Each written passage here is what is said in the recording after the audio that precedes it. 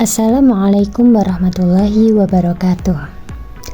Halo anak-anak, jadi hari ini Ibu Latifah akan menyampaikan materi tentang bab 6 struktur bumi dan perkembangannya mengenai subbab gunung berapi.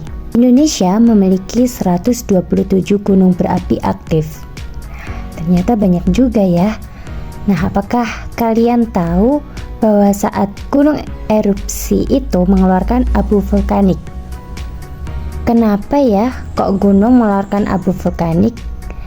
Oke, kalau kita membicarakan tentang gunung berapi, pasti kita akan mengadakan peristiwa ini dengan fenomena vulkanisme.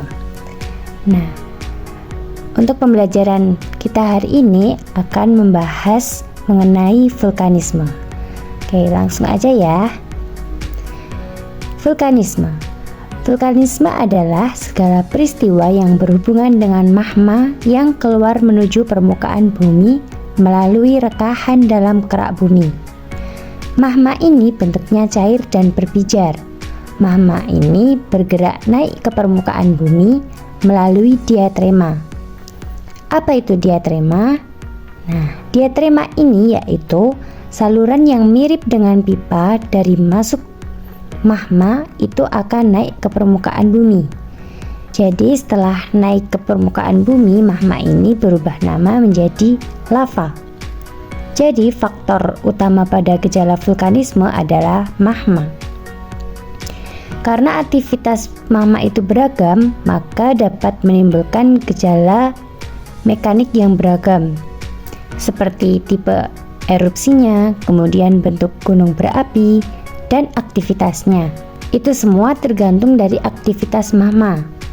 Gejala vulkanisme, peristiwa vulkanisme memiliki gejala yang dapat diamati, yakni gejala sebelum terjadinya vulkanisme dan gejala setelah terjadinya vulkanisme, atau biasa disebut dengan pravulkanisme dan pasca vulkanisme. Gejala dari pravulkanisme atau gejala sebelumnya terjadi vulkanisme. Kalau kita membahas tentang gejala pravulkanisme, kita akan memahami ciri-ciri dari gunung berapi yang akan meletus. Yang pertama, sering terjadi gempa. Yang kedua, banyak sumber air yang mengering. Kemudian terjadi peningkatan temperatur di sekitar kawah. Lalu terdengar gemuruh dari dalam gunung.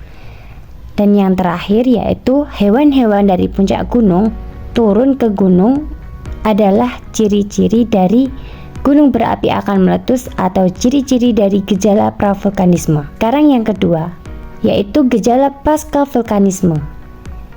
Merupakan gejala yang muncul setelah gunung berapi selesai meletus. Yang pertama, munculnya sumber air panas. Yang kedua, munculnya sumber gas seperti belerang, dan yang ketiga munculnya sumber air yang mengandung mineral seperti belerang atau sulfur. Sampai di sini sudah paham ya mengenai vulkanisme dan gejalanya? Oke, sekarang kita akan mempelajari tentang erupsi dari gunung berapi. Apakah ada yang sudah tahu tentang erupsi dari gunung berapi?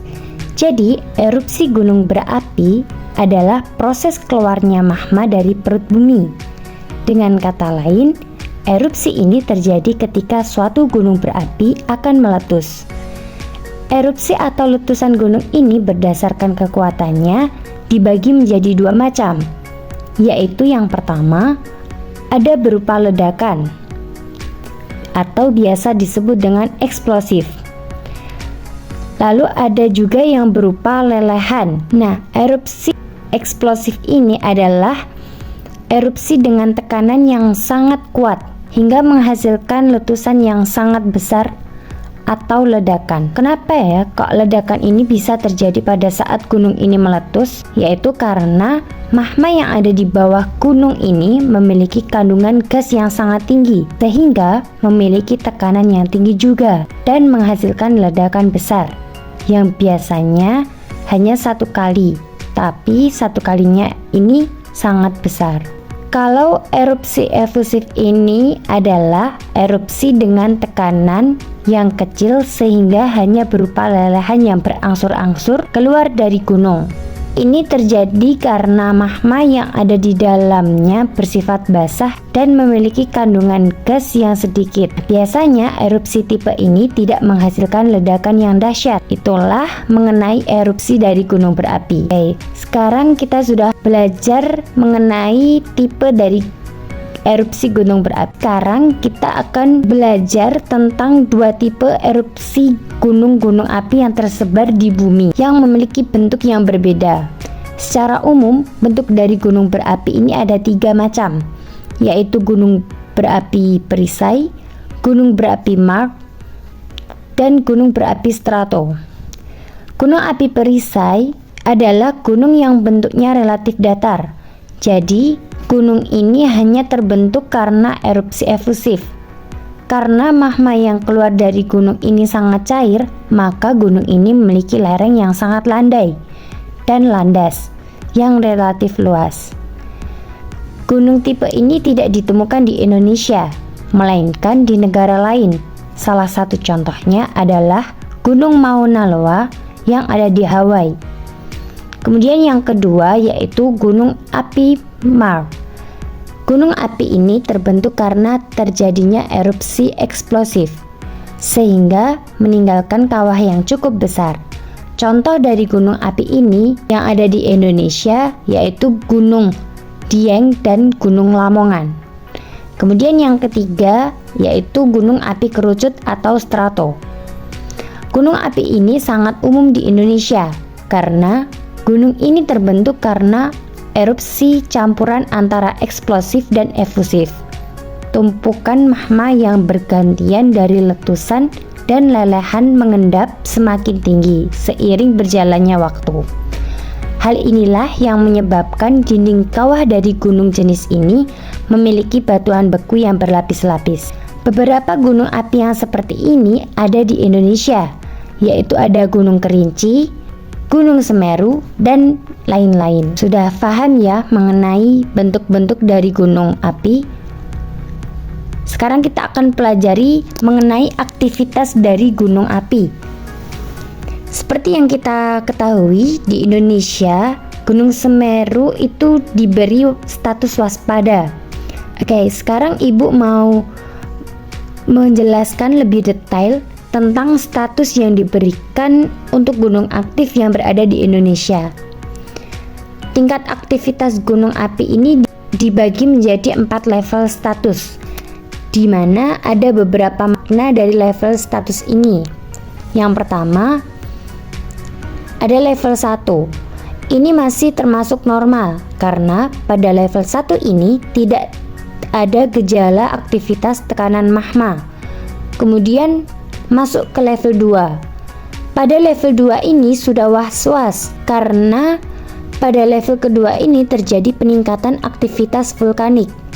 Selain itu juga terjadi sedikit perubahan aktivitas yang diakibatkan oleh aktivitas magma tektonik dan hidrotermal karena pada level kedua ini terjadi peningkatan aktivitas vulkanik. Selain itu juga terjadi sedikit perubahan aktivitas yang diakibatkan oleh aktivitas magma tektonik dan hidrotermal. Kemudian masuk ke level 3. Kalau level 3 ini sudah level siaga, karena pada level ini terjadi peningkatan intensif kegiatan seismik dan kemudian letusan ini dapat terjadi dalam kurun waktu 2 minggu. Kemudian yang terakhir yaitu level 4. Yaitu level awas. Level ini sudah level bahaya karena pada level ini gunung segera atau sedang meletus. Peluang terjadi letusan ini terjadi dalam 24 jam. Oke, itulah pembahasan kita mengenai pengertian gejala erupsi dan bentuk dari gunung api. Apakah sudah paham? Jika ada yang ingin ditanyakan, bisa ditulis di kolom komentar ya. Baik, sekian penjelasan dari Ibu. Banyak kurang lebihnya mohon maaf. Terima kasih sudah menyimak pembelajaran pada hari ini. Semoga bermanfaat. Wassalamualaikum warahmatullahi wabarakatuh.